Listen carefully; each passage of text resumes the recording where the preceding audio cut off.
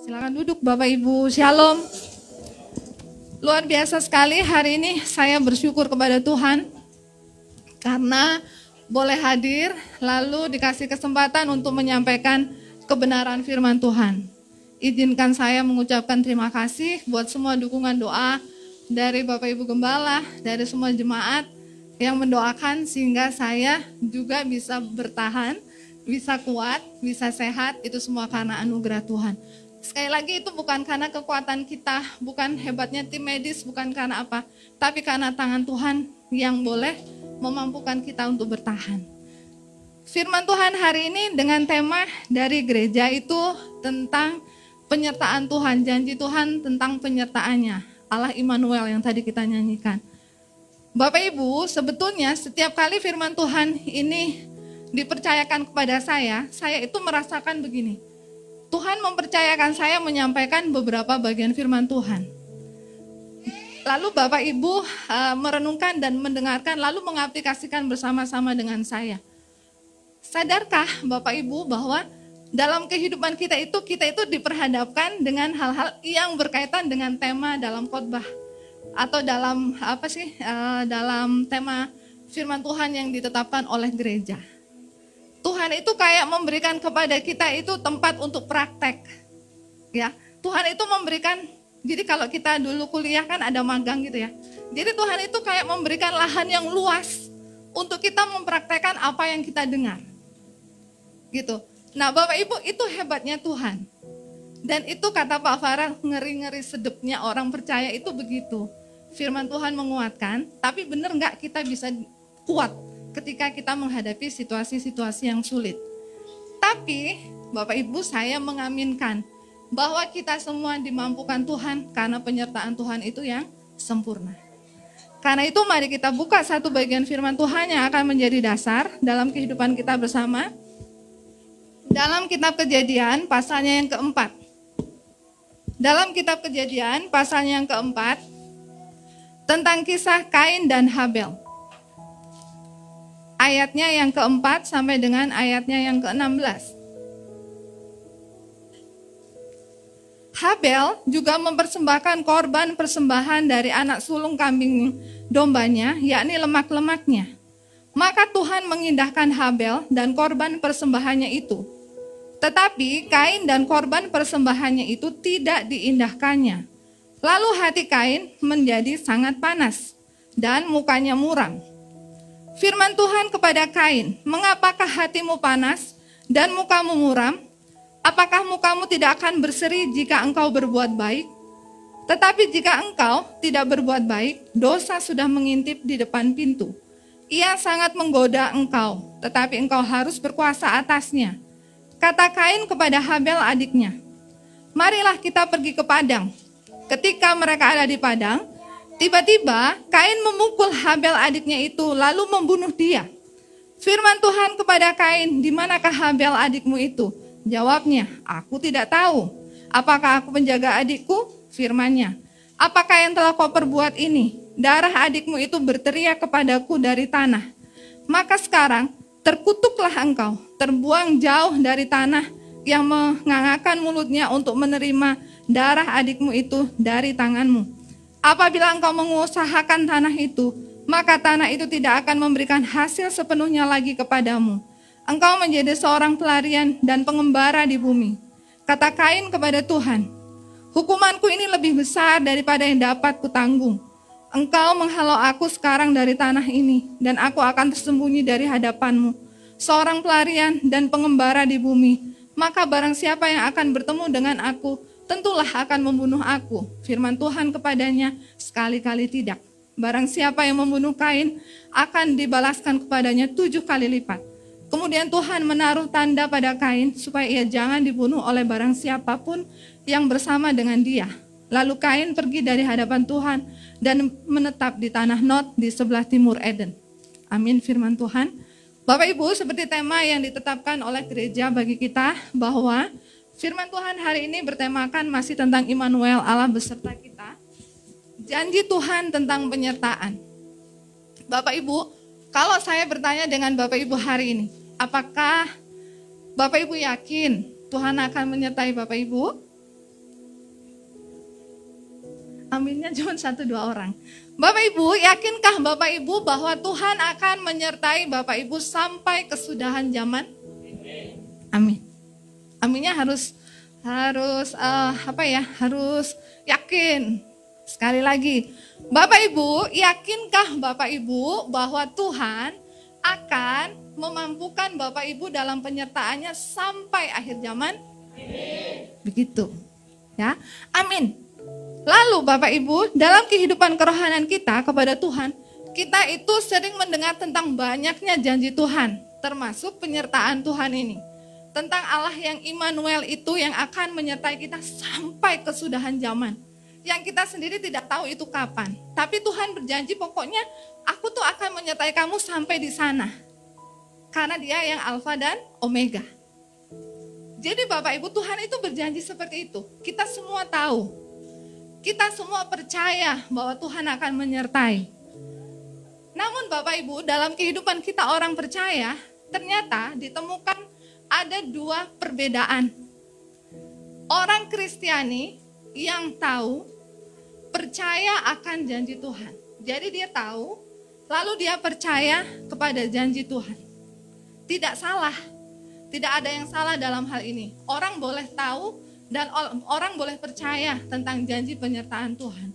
Tetapi yang membedakan di sini, orang Kristiani yang hanya tahu dan percaya pada Tuhan dan janji-janjinya itu, seringkali dia masih memakai kekuatannya sendiri. Saya mau mengajak Bapak Ibu mencoba supaya kita lebih paham secara praktis. Jadi kalau ada pasangan nih, ada Bapak Ibu yang bersama dengan suami atau istri atau anak dengan orang tua, boleh nih satu orang boleh yang pegang tangannya begini. Satu orang. Jadi yang satu nanti berusaha membuka. Misalnya Pak Irwan sama Ibu, Bu Wanda yang begini tangannya, dua tangan Bu Wanda. Pak Irwan lepas tangannya ganda. Bu Wanda yang pegang nih, Bu Wanda yang pegang begini, lalu Pak Irwan mencoba melepaskan satu demi satu. Semakin Pak Irwan berusaha, Bu Wanda harus semakin kencang.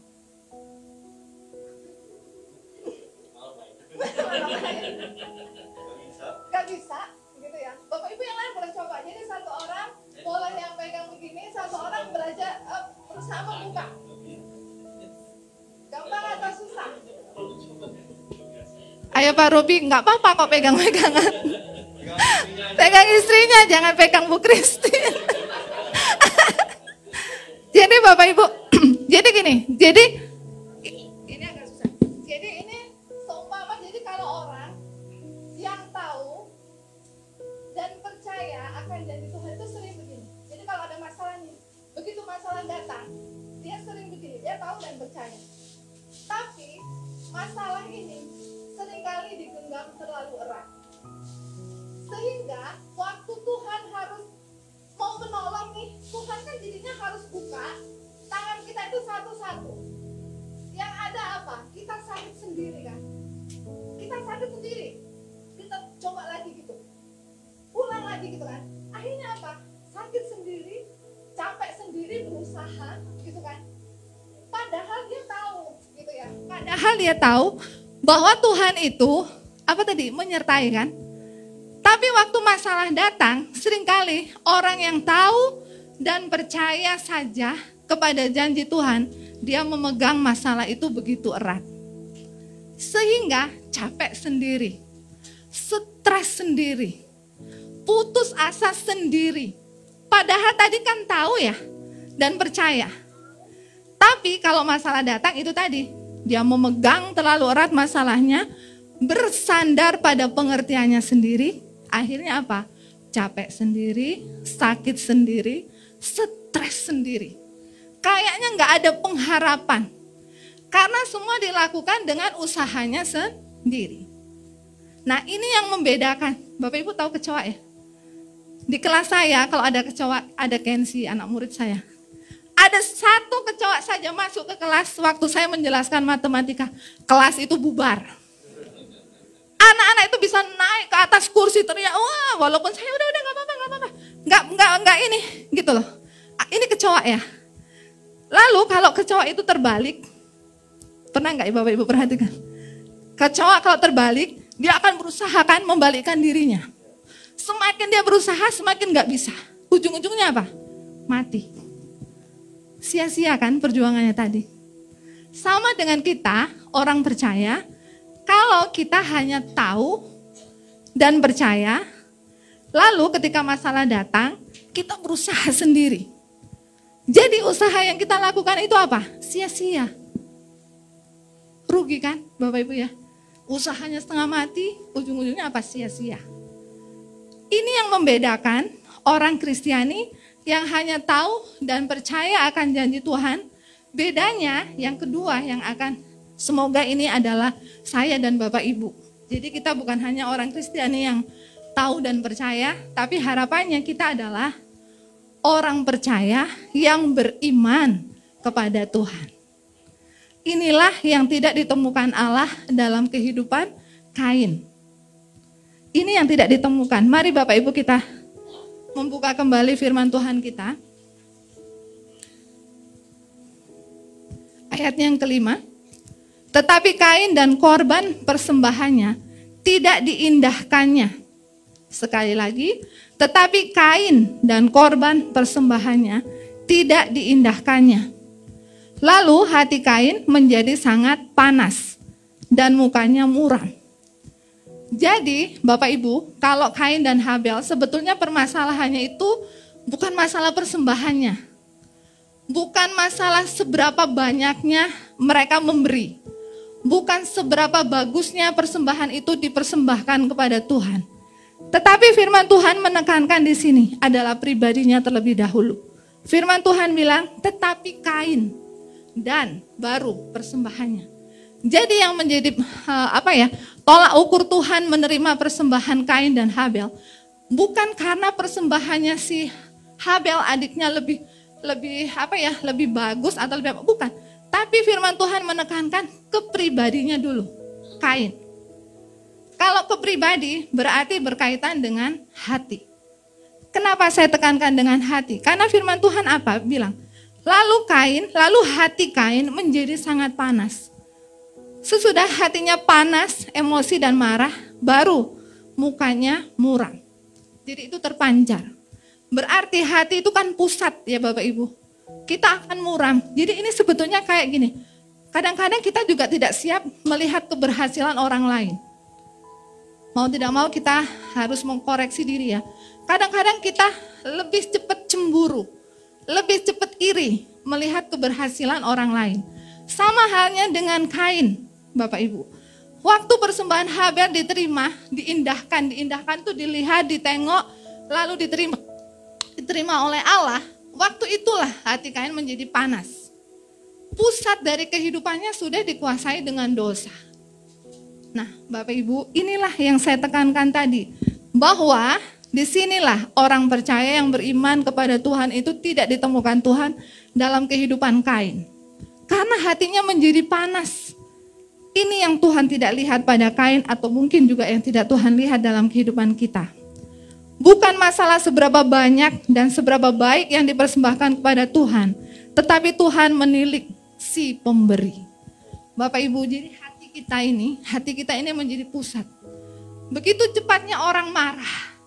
Begitu cepatnya orang menjadi emosi ketika apa? Ketika dia menghadapi masalah. Ketika orang lain memberikan masukan dan ini, kenapa hati kita kadang-kadang tidak bisa menerima masukan? Karena itu tadi, kita masih bersandar kepada pengertian kita sendiri. Kita tidak mau itu. Kita mau belajar. Ketika kita percaya, lalu kita beriman kepada Tuhan, kita itu betul-betul bersandar. Gitu. Jadi beriman di sini artinya kita itu bersandar. Kalau kita bersandar, pasti kita itu meyakinkan diri kita bahwa tempat yang menjadi saya bersandar ini kuat, kokoh. Gak akan saya terjatuh, gak akan saya tergeletak. Betul ya?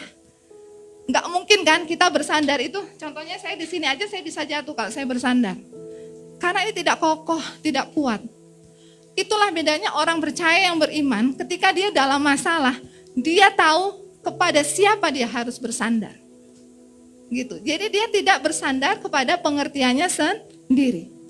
Ketika masalah itu datang, dia bersandar penuh kepada Tuhan. Sehingga bukan berarti seberapa besar masalahnya, bukan seberapa hebat penderitaannya, bukan berarti seberapa sakit-sakitnya, dia bisa bertahan. Karena apa? Karena dia menyandarkan semuanya itu kepada Tuhan.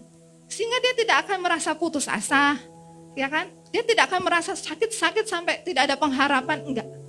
Ketika kita bersandar kepada Tuhan, kita tahu bahwa Dia akan memberikan kekuatan sedikit demi sedikit, step by step. Itu kalau kita menjadi orang Kristiani yang tahu, percaya dan beriman. Dalam kepercayaan kita menaruh sandaran kita pada tempat yang tepat. Itu harapannya Bapak Ibu. Jadi apapun usaha yang kita lakukan tidak akan sia-sia. Jadi bukan seberapa rajinnya Bapak Ibu beribadah, bukan seberapa banyaknya Bapak Ibu memberikan persembahan, bukan seberapa banyaknya waktu doa Bapak Ibu bersama dengan Tuhan, karena Tuhan menilik hati kita. Gitu ya, Tuhan menilik kesungguhan hati kita. Segala sesuatu yang kita kerjakan dengan hati dan dengan bersandar penuh kepada Tuhan, semuanya mendatangkan kebaikan. Nah, Bapak Ibu yang dikasihi oleh Tuhan, dari bagian firman Tuhan ini, dalam Ibrani 11 ayat keempat, kenapa persembahan Habel berkenan kepada Tuhan? Ibrani 11 ayat yang keempat, persembahan Habel berkenan kepada Tuhan, karena Habel telah mempersembahkan kepada Allah korban yang lebih baik daripada korban Kain. Dengan jalan itu, ia menjadi saksi kepadanya bahwa ia benar, karena Allah berkenan akan persembahannya itu, dan karena iman ia masih berbicara sesudah ia mati. Iman yang dimiliki oleh adiknya Habel, jadi iman yang dimiliki oleh Habel, waktu Habel mempersembahkan itu Tuhan menilik hatinya. Sama seperti Allah menilik hati Kain kakaknya. Jadi bukan, sekali lagi itu bukan karena seberapa banyak. Lalu Bapak Ibu, dalam firman Tuhan ini, terdapatlah bahwa yang dipersembahkan oleh Habel itu berkenan di hadapan Tuhan karena dia memberi dengan hati. Lalu apa yang terjadi dengan Kain sesudah dia membiarkan dirinya dikuasai oleh panas hati? Penyertaan Tuhan itu bisa kita lihat bersama. Pada ayat yang ke-11. Maka sekarang, kata Tuhan, terkutuklah engkau, terbuang jauh dari tanah yang mengangakkan mulutnya untuk menerima darah adikmu itu dari tanganmu. Itu sesudah Tuhan memberikan teguran kepada Kain. Tuhan sudah bilang dalam ayatnya yang ke-7, apakah mukamu tidak akan berseri jika engkau berbuat baik? Tetapi jika engkau tidak berbuat baik, dosa sudah mengintip di depan pintu. Ia sangat menggoda engkau, tetapi engkau harus berkuasa atasnya. Bapak Ibu, hebatnya Tuhan kita itu. Jadi janji Tuhan untuk menyertai itu sampai di titik itu loh. Sampai di titik si Kain panas hatinya, Tuhan sudah mengingatkan, hati-hati loh ya. Dosa itu sudah mengintip di depan pintu. Sampai di situ Tuhan masih menyatakan penyertaannya, mengingatkan, hati-hati. Dosa itu sudah mengintip di depan pintu, tapi kamu harus berkuasa atasnya. Tapi Bapak Ibu, dalam hal ini pun kita bisa melihat bagaimana Kain gagal untuk bisa percaya secara penuh akan janji penyertaan Tuhan. Dia tidak lagi, mata rohaninya begitu tertutup dengan panas hati itu tadi. Sehingga apa yang dia lakukan? Justru dia merencanakan yang jahat terhadap adiknya. Dia membawa adiknya ke padang lalu membunuh dia. Lalu apakah janji penyertaan Tuhan selesai kepada Kain? Ternyata tidak. Bapak Ibu lihatlah dalam bagian firman Tuhan ini. Ayatnya yang ke-12 dikatakan oleh firman Tuhan, apabila engkau mengusahakan tanah ini, maka tanah ini tidak akan memberikan hasil sepenuhnya lagi kepadamu. Tetapi Tuhan masih membukakan berkat. Tuhan tidak bilang seluruhnya, tapi Tuhan mengatakan kepada Kain bahwa tidak akan menghasilkan, itu tidak sepenuhnya lagi kepadamu. Jadi masih ada bagian yang Tuhan berikan. Masih ada janji, masih ada kesempatan yang Tuhan berikan kepada Kain untuk dia menjadi orang percaya yang beriman kepada Tuhan. Belajar menyandarkan hidupnya kepada Tuhan. Saya tidak tahu berapa banyak kegagalan kita dalam perjalanan iman kita kepada Tuhan. Apakah kita masih menjadi orang Kristiani yang hanya tahu dan percaya akan janji Tuhan, tetapi ketika masalah dan pergumulan itu datang, kita belum beriman atau bersandar penuh kepada Tuhan. Hebatnya Tuhan, sampai berapa kali pun kita gagal, Tuhan tetap menjanjikan penyertaan itu. Jadi Bapak Ibu, bersandarlah pada bagian yang tepat di mana kita meyakini firman Tuhan itu ya dan amin. Penyertaan Tuhan itu dari awal sampai akhir kehidupan kita. Kalau kita mau berbalik menjadi orang percaya yang sungguh-sungguh bersandar penuh kepada Tuhan, bersandarlah sepenuhnya. Lalu bukalah mata rohani kita untuk mendengar, melihat, merasakan tuntunan tangan Tuhan. Penyertaan Tuhan itu kan tuntunannya setiap hari. Seperti halnya kami di Saint John itu ada satu kewajiban bahwa anak-anak itu harus bisa menulis tegak bersambung. Jadi nggak boleh nulis cetak. Betul ya kan? Jadi anak-anak itu kadang saya waktu masa online, saya tahu bahwa saya punya kewajiban nih anak harus bisa. Bagaimana caranya? Kan kami tidak ketemu. Akhirnya hari itu saya rekam, saya bikin video. Setiap kali hari Jumat bikin video, Sabtu Minggu nanti mereka di rumah latihan. Saya rekamlah cara menulis dari A, berjalan tuh sampai Z. Itu sampai berapa lama? Hampir 1 tahun. Sampai selesai, dari A sampai Z. A sambung begini, kalau P itu tangkainya harus tengah aja, nggak boleh terlalu panjang ke bawah. Kalau T juga tangkainya harus tengah, nggak boleh sampai ke atas, begitu. Nah, begitu juga dengan Tuhan Bapak Ibu. Dia memproses kita itu begitu, telaten gitu ya. Dia menyertai kita itu dengan ketelatenan seorang bapak kepada anaknya. Yakinlah bahwa Tuhan akan membawa Bapak Ibu itu pada rencana yang agung dan mulia.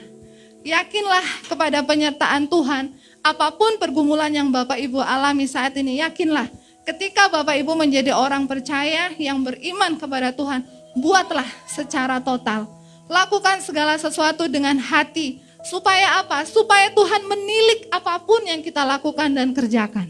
Gak enak kalau kita mengerjakan sesuatu, tapi Tuhan gak menilik, Tuhan gak melihat, Tuhan gak berkenan untuk apa yang kita perbuat.